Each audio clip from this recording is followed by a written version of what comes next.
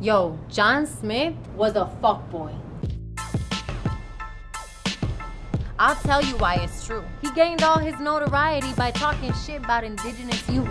That's right, I said talking shit. Cause that tale he told about him and Pocahontas was tall. He claimed her father tried to kill him, and she heroically took the fall. But according to modern day historians, her father was most likely just performing a ceremony to welcome him into the tribe. And no one had to fight to keep his trifling ass alive. Her real name wasn't even Pocahontas. It was Matoaka. So let's just get that shit straight. Them colonist punks had the story screwed up before they even got out the gate. Yo, you seriously could be a hip-hop artist. And did you know Smith told similar stories about at least 2 other girls he met, claiming they saved his life too? More bullshit, I bet. What a brilliant tactic to paint women as martyrs and normalize it from the get, so that 411 years after his story, female martyrdom is something men don't appreciate but expect. And this man has gone down in history as one of our greatest explorers, when he was really just traversing already occupied land and forests. Spinning lies about women, talk about love at first sight. Smith is proof that men exploiting women for their own fame is a timeless, ageless plight. Don't even get me started on not being paid equal. I wonder if they cover the credit she got for her part in the founding of this country in the Pocahontas sequel. Tell me, how did Disney have the nerve to make a film about the love between a full-grown man and a native beauty queen?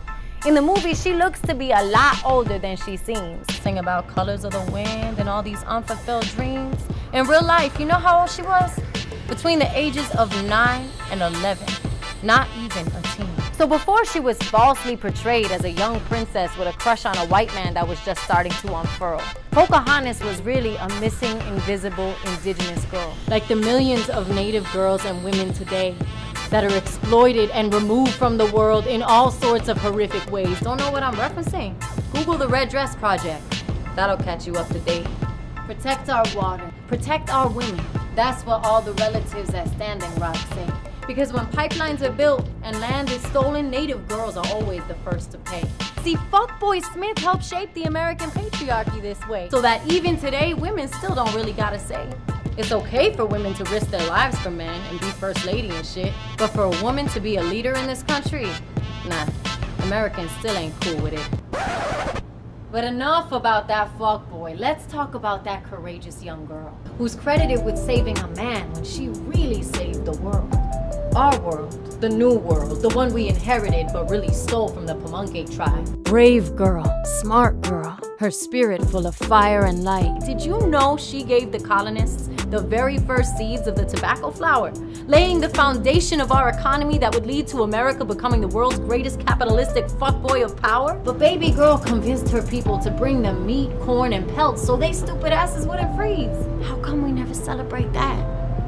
Instead, Disney focused on her falling in love with Mel Gibson, voicing this dopey-ass sleaze. See, when native stories are told from only one skewed perspective, Americans claim it as truth, but I'm here to change the directive. I think them founders of America had a plan from day one.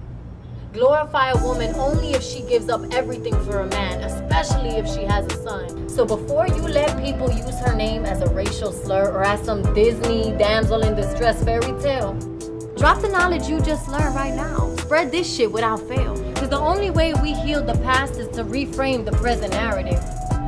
That's your first lesson in HERstory 101. We'll call it the Pocahontas Declarative.